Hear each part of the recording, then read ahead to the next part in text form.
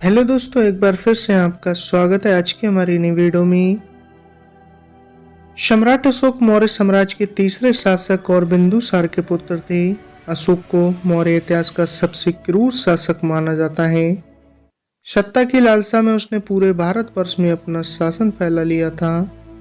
अशोक के इसी लोभ में जब उसने कलिंग पर आक्रमण किया तो युद्ध के बाद हुई विवत्सा को देख उसका हृदय परिवर्तन हो गया। कलिंग युद्ध के बाद अशोक ने बौद्ध धर्म ग्रहण कर लिया, जिसके बाद उसने अहिंसा और धर्म के प्रचार पर ध्यान केंद्रित किया। क्रूर शासक से एक धार्मिक और अहिंसक शासक के रूप में परिवर्तित होने के कारण उसे सम्राट की उपाधि दी जाती है। तो चलिए इस वीडियो के माध्यम से सम्राट अशोक के जीवन को लेकर पूरी जानकारी हासिल करेंगे। सबसे पहले बात करेंगे उनके जन्म और स्थान को लेकर। सम्राट अशोक के अन्य नाम देवाना नाम प्रिय एवं प्रियदर्शी थे। इनका जन्म पाटलिपुत्र में 304 ईसा पूर्व में हुआ था। चक्रवर्ती सम्राट अशोक चंद्रगुप्त मौर्य के पोते एवं बिंदुसार के पुत्र थे। इनकी माता का नाम शुभांद्रगी था और इन्होंने छोटी उम्र में ही राजगद्दी संभाल ली थी। माना जाता है कि अशोक का राज भारत के सभी राजाओं में सबसे बड़ा था। आज तक भारत का कोई भी राजा इतने बड़े क्षेत्र में राज नहीं कर पाया। भारत में चक्रवर्ती सम्राट का नाम सिर्फ अशोक को ही मिला है। अन्य कोई भी राजा को यह सौभाग्य प्राप्त नहीं हुआ। चक्रवर्ती सम्राट का अर्थ सम्राटों के सम्राट होता है। अशोक को सभी राजाओं और सम्राटों में सबसे ऊपर रखा जाता है। मौर्य राजवंश के सम्राट अशोक ने अखंड भारत पर राज किया है। उन्होंने उत्तर में हिंदू कुश से लेकर दक्षिण में मैसूर तक और पूर्व से बंगाल से लेकर पश्चिम के अफगानिस्तान, इराक और अपना राज्य यहाँ तक फैला रखा था। सम्राट अशोक का साम्राज्य आज का संपूर्ण भारत, पाकिस्तान, अफगानिस्तान, नेपाल, बांग्लादेश, भूटान, म्यांमार में स्थापित था। ये साम्राज्य तब से लेकर अभी तक का सबसे बड़ा साम्राज्य था। इसको अपने बड़े साम्राज्य के अलावा अपने राज्य में शासन करने में निपुणता एवं बौद्ध धर्म के प्रचार के लिए भी श्रेष्ठ माना जाता है। सम्राट अशोक ने संपूर्ण एशिया में तथा अन्य आज के सभी महाद्वीपों में भी बौद्ध धर्म का प्रचार किया।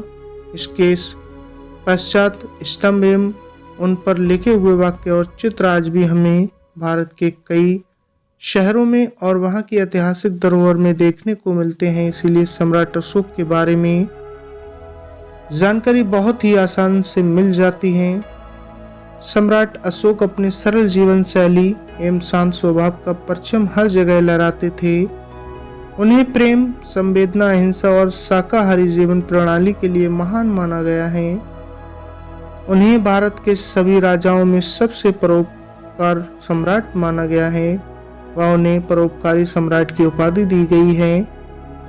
अपने जीवन काल को आगे ले जाने में सम्राट अशोक बौद्ध धर्म एवं भगवान गौतम बुद्ध की मानवतावादी शिक्षा से प्रभावित होकर बौद्ध धर्म को अपना कर उसका प्रचार प्रसार किया, खड़े कर दिए, जो आज भी नेपाल में उनके जन्म स्थल लुम्बिनी में माया देवी मंदिर के पास, सारनाथ, बोधगया, कुशीनगर आदि श्रीलंका, थाईलैंड, चीन, इन देशों में आज भी अशोक स्तंभ के रूप में देखे जा सकते हैं।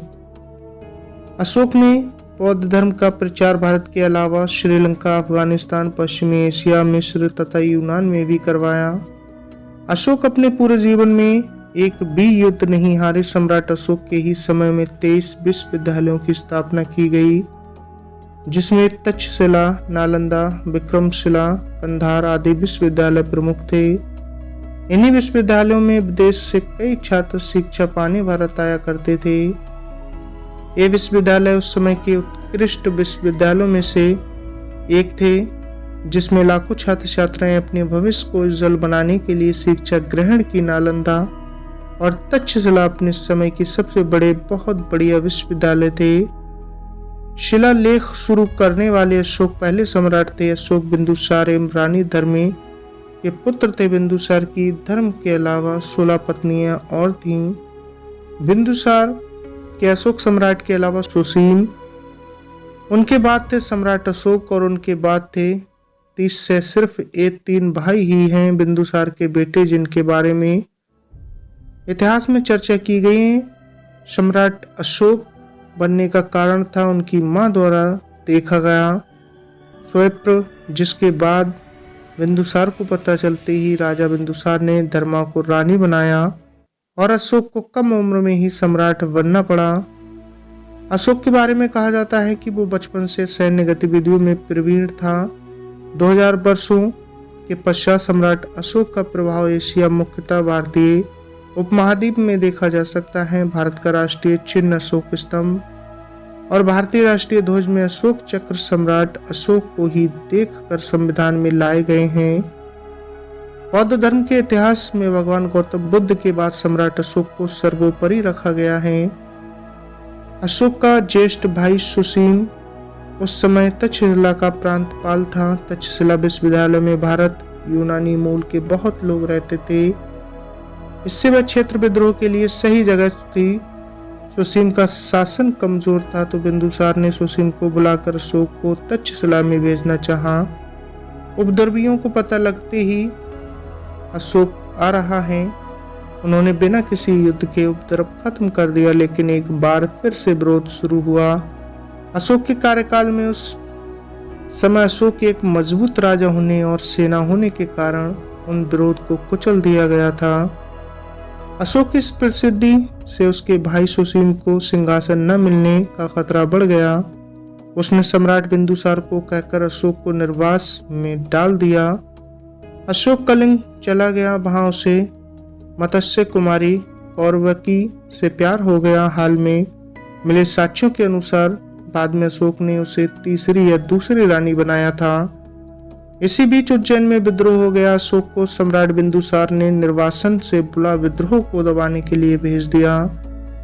हालांकि उसके सेनापतियों ने विद्रोह को दबा दिया, पर उसकी पहचान गुप्त ही रखी गई, क्योंकि मौर्यों द्वारा फैलाए गए गुप्तचर जाल से उसके बारे में पता चलने के बाद उसके भाई सुसीम द्वारा उसे मरवाए जाने का भय था।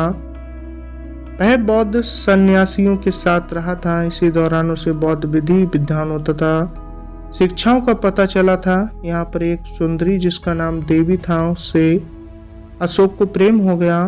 स्वस्थ होने के बाद अशोक ने उससे विवाह कर लिया। कुछ वर्षों के बाद सुसीम ने तंग आ चुके लोगों ने अशोक को राज सिंहासन हथियार लेने के लिए प्रोत्साहित किया, क्योंकि सम्राट बिंदुसार वृद्ध तथा रुग्ण हो चले थे। जब वह आश्रम में थे तब उनको खबर मिली कि उनकी मां को उनके सौतेले भाइयों ने मार डाला। तब उन्होंने महल में जाकर अपने सारे सौतेले भाइयों की हत्या कर दी और सम्राट बने। सम्राट ने अपने कार्यकाल में 7वें वर्ष में ही कलिंग पर हमला कर दिया। आंतरिक अशांति से निपटने के बाद 231 ईस्वी पूर्व में उनका विधिवत राज्याभिषेक हुआ। 13वें शिलालेख के अनुसार कलिंग युद्ध में 1,50,000 व्यक्ति बंदी बनाकर निर्वासित कर दिए गए। 1 लाख लोगों की हत्या कर दी गई। सम्राट अशोक ने भारी नरसंहार को अपनी आंखों से देखा। इससे द्रवित होकर सम्राट अशोक ने शांति, सामाजिक प्रगति तथा धार्मिक प्रचार किया।